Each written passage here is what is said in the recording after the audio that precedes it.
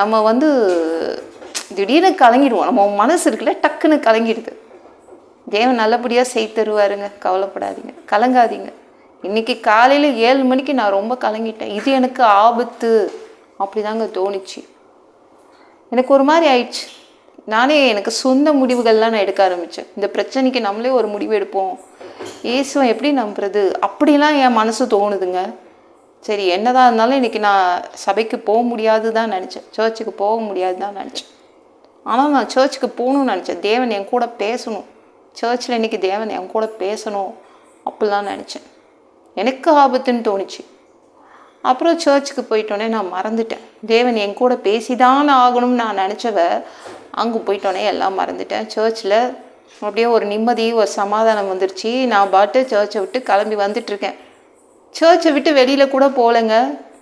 தேவன் என் கூட பேசினார். அவர் மறக்கலை. தேவன் என் கூட பேசிதான் ஆகணும்னு நான் காலையில் சொன்னேன் பார்த்தீங்களா, அதை அவர் ஞாபகம் வச்சுருந்தார். ஆனால் நான் மறந்துட்டேன். நான் போயிட்டுருக்கும்போது அந்த ஆட்டோ முன்னாடி வந்து நினைச்சேன். அந்த ஆட்டோ பின்னாடி ஒரு வசனம், கலங்காதிருப்பதாக, நல்ல கொட்டை எழுத்தில் கலங்காதிருப்பதாக அப்படின்னு ஒரு ஸ்டிக்கர் ஓட்டியிருந்தாங்க. தேவன் என்கிட்ட பேசிட்டார், கலங்காது, இதை நினச்சி ஏன் கலங்குற, நமக்கு ஆபத்து அப்படின்னு நினைக்கிறது தேவனுக்கு ஒரு சாதாரணம். சரிங்களா, கலங்கிட்டிங்க தானே, அப்படி தானே, கலங்கி நின்றுட்டுறோம். ஐயோ அப்படியா, என்ன பண்ணுறது அப்படின்னு நம்ம கலங்கிடுறோம். இதுக்கு மேலே இயேசுவை எதுக்கு நம்பிட்டு அந்த எண்ணம் வந்துடுது இல்லை, நம்பிக்கை உடஞ்சிடுது இல்லை. நம்மளே நம்ம வாழ்க்கையை பார்த்துப்போம், நம்மளே முடிவெடுப்போம், இவருக்காக எதுக்கு காத்துக்கிட்டு அப்படிலாம் நம்மளுக்கு திடீர்னு தோணிடுது. தேவன் இடத்தில் விசுவாசமாக இருங்கள், அவ்வளோதான். நம்ம இயேசுவால் முடியும். நம்ம மனசு வந்து டக்குன்னு கலங்கிடுது. நம்ம மனசு எந்திரம சொல்லும், அவ்வளோதான், இது உனக்கு ஆபத்து, உன்னுடைய எதிர்காலத்துக்கு இது ஆபத்து அப்படிலாம் சொல்லும்.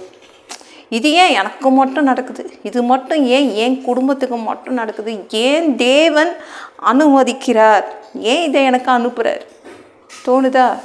கலங்காதீங்க, தேவனிடத்தில் விசுவாசமாக இருங்கள், அவ்வளோதான். அவர் நல்லபடியாக சரி பண்ணி கொடுத்துருவார், மாற்றி தருவார்.